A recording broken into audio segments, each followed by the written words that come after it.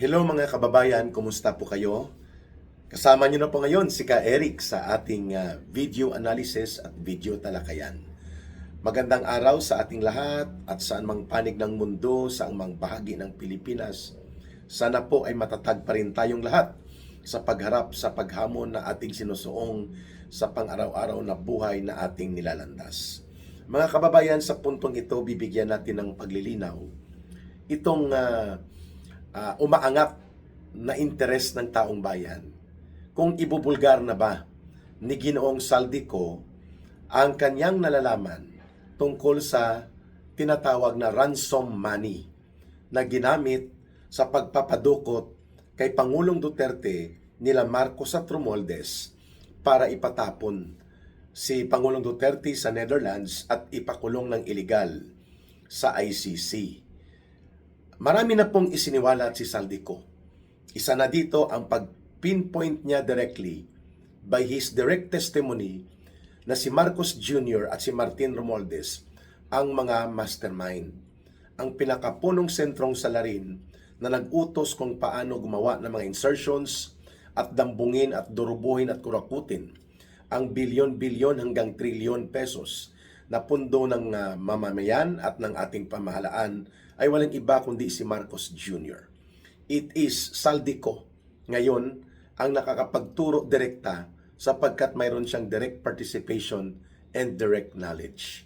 At yan po ay mahirap baliin at mahirap diskartihan ni Ping Lacson, ni Aling Claire Marites Castro na tagapagtahol ni Marcos at mga tagapagtabon-tabon ni Marcos Jr.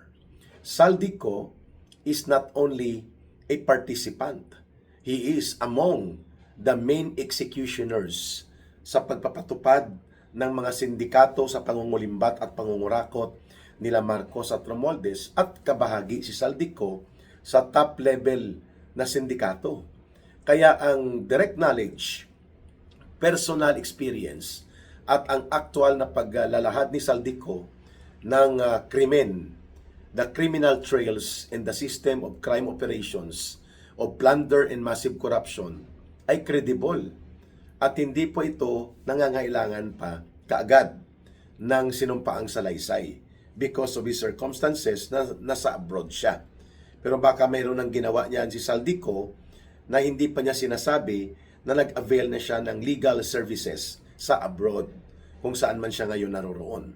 So therefore, ano man po ang mga palusot ni Ping Lacson, ni Tota Soto, ng mga senador na kaalyado nila, ang pagtatabon-tabon nitong mga tagapagtahol at mga cover-up agents ng Malacanang and even ng ilan pang mga dilawan, pinklawan, zombies kagaya ni Dilima, itong ni Ronald Panot Llamas, Panot din si Kay Eric, ano? Pero hindi pa ko balasubas kagaya ni Ronald Llamas na BFF na Risa Hontiveros. Ano pa man pong gagawin nilang pagtatabon-tabon, paglilihis, they cannot collapse or they cannot attack with solid credibility ang direct personal knowledge at direct participation ni Saldico sa sindikato nila Marcos at Romualdez. Makakatayo po ang testimonya ni Saldico. Kaya, itong mga ini-expect na mga series of video revelations equivalent to direct testimony ni Ginoong Saldico ay kaabang-abang naman talaga. At kung maalala ninyo, noong October 2024 hanggang mga unang bahagi ng Nobyembre 2024 last year, doon po tumira at doon pinastay ni Marcos at Romualdez kay Saldico sa Midas Hotel ang mga so-called investigators from the ICC sa panel of prosecutor ng mga investigators. Illegal po yon, bogus po ang pagpasok nila sa Pilipinas, yon ay direktang pangingialam, pero sa utos ni Marcos at Romualdez, ipinatupad ni Saldico. At dahil dyan, mataas po ang possibility na lubusan ng isisiwalat ni Saldico na ang nagpundo, saan nanggaling ang pundo, equivalent to ransom doon sa pagpapadukot or cross-border kidnapping, tantamount to extraordinary rendition, which is illegal and an act of criminal activity provided with support by the Philippine National Police na ipinatupad nila Marcos at Romualdez, ang pera o ang pondo na ginamit ay malamang nanggaling dito sa mga kinulimbat at dinurubo mula sa flood control projects na pinagnanakaw nila Marcos at Romualdez kasama si Saldico. And kapag yan na ang magiging salaysay ni Saldico, malaki po ang epekto niyan doon sa ICC na kaso ni Pangulong Duterte, sapagkat it will now establish the premeditated attempt or the plan of organizing an extraordinary method na illegal, unconstitutional, and criminal in effect ang pagpapadukot kay Pangulong Duterte noong March 11, 2025. So it can now be argued before the international community and mismo sa ICC Tribunal na mayroon pong ginawang illegal at kriminal na akto ang Estado ng Pilipinas. Bagamat ang ICC wala ng direktang treaty authority sa Philippine jurisdiction nila, subalit in the process of arguments, pwede pong gamitin na ibinulgar ni Ginoong Saldico ang criminal premeditated operations na pinaghandaan talaga ang pagpapadukot kay Pangulong Duterte. Kaya, hindi malayo po sa possibility na among the series of video releases na ilalabas ni Ginoong Saldico, isa po dito ang pagbubulgar niya kung sino at saan ang paggamit ng ransom. And most likely, wala nang iba pang tutumbukin yan. Order ni Marcos.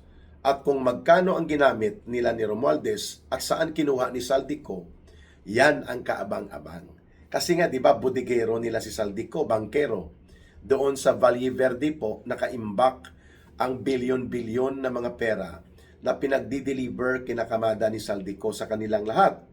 At ito po ay established na ng corroborating and supporting testimonies to the point na nagbigay pa si Saldico ng affirmative credibility doon sa pagdi-deliver ng sabi niya tao kung si Orly Gutesa among his security team. At marami pa most likely ang lalantad sa mga security team ni Saldico para magpapatotoo ng pagdi-deliver ng aktwal na mali-maletang limpak-limpak na pera, cash, kay Marcos mismo sa bahay nila sa Forbes Park, kay Martin Romualdez at mismo sa gilid ng Malacanang doon sa tinatawag na Aguado Street. Maganda po ang pagkakataong ito upang mamulat ang buong mamamayan that from the very start, the intention of Marcos is criminal. Hindi po niya interes na maglingkod para sa kabutihan ng mamamayan at ikabubuti ng buong bansa, kundi ang pagpapayaman, pagnanakaw, pangungurakot at pangungulimbat at pag-abuso sa poder at kapangyarihan. Sobra pa po sa ginawa ng kanyang ama. Wala siyang pakinabang o wala siyang pakialam sa kung ano man ang mangyayari sa taong bayan basta makakulimbat sila. Mantakin mo mag-uutos ka, reserba nyo ako dyan ng 100 billion pesos as if ang tarantadong presidenteng ito, pera niya ang kanyang kukulimbatin at dudukutin. So, hindi po malayo, ulitin ni Ka Eric, sa possibility that among the revelations of Saldico will be to establish yung paggamit ng ala ransom money nila Marcos at Romualdez upang pagalawin ang PNP, punduhan ang mga ginamit na mga resources, mobilization, at pati na po posibilidad na nagbayad sila sa ilang linya nila sa ICC. Sapagkat may layason dyan eh. Ang isang nagpapakilala na layason, ang sarili niya to the ICC, parang informal ambassador to the ICC, itong si Sunny Boy, the joke man Trillanes.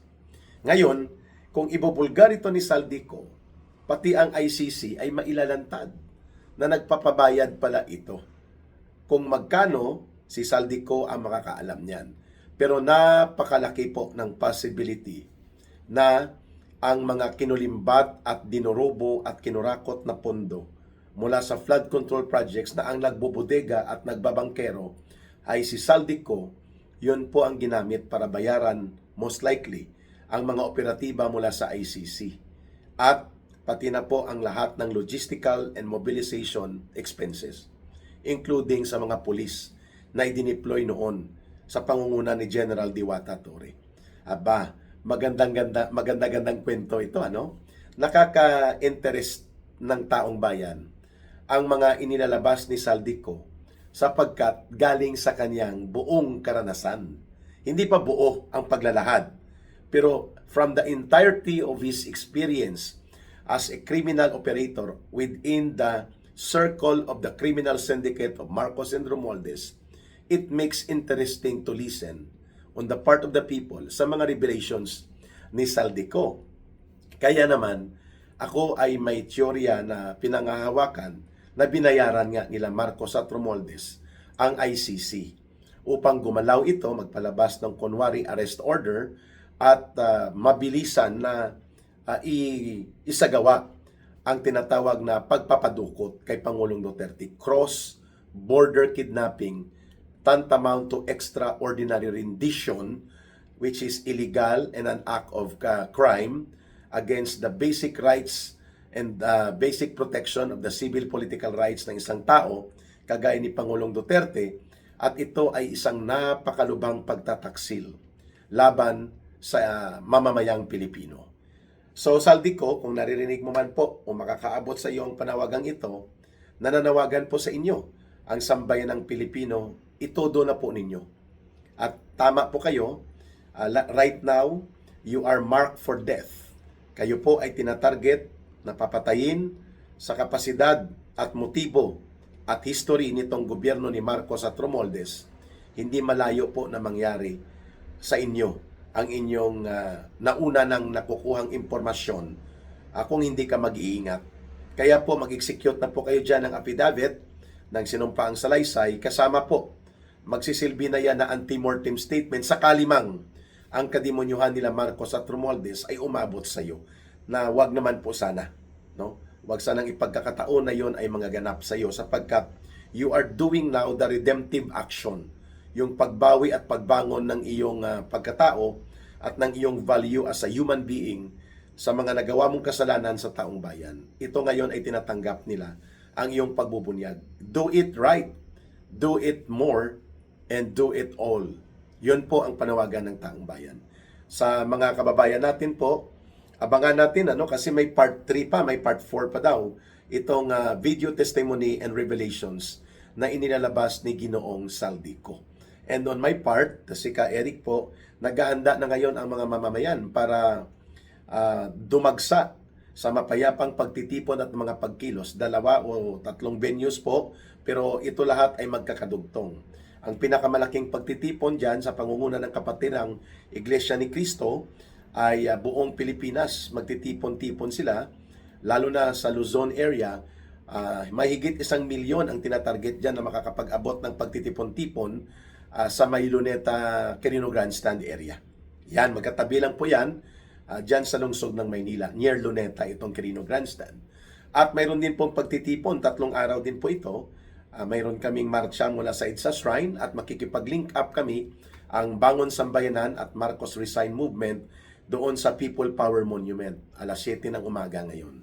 At kaya nga, minabuti kong magpaaga ng video analysis sapagkat mahalaga po ang puntong ito, na si Saldico ang pinakasentro ngayon at pinakasusi na tumumbok sa role of a mastermind ni Marcos mismo. At ito ngayon ay sumasabog na, kumakalat na sa buong mundo. At marami ng mga media international ang ibinabalita na ang pagkakadawit as mastermind ni Marcos sa malawakang mga issue ng pagnanakaw, pangungurakot, at the trillion peso crime of the century na pandarambong sa flood control projects. Sumasabog na po ito sa international media.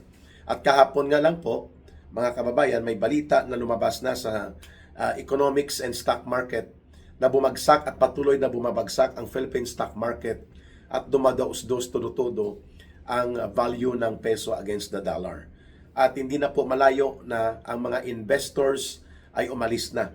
Ito na po ang mga binabanggit ng mga economics expert, mga kababayan, at isang indicator dyan ang Philippine Stock Exchange ay pabagsak at sumasadsad po ang kanyang trend, mga kababayan, indicating na nawawala na po ang investors and business groups trust and confidence sa gobyernong na ibubulgar at nailalantad na pasimuno ng malawakang pagnanakaw at mga pangungurakot. Therefore, the transparency and accountability of this government is below zero.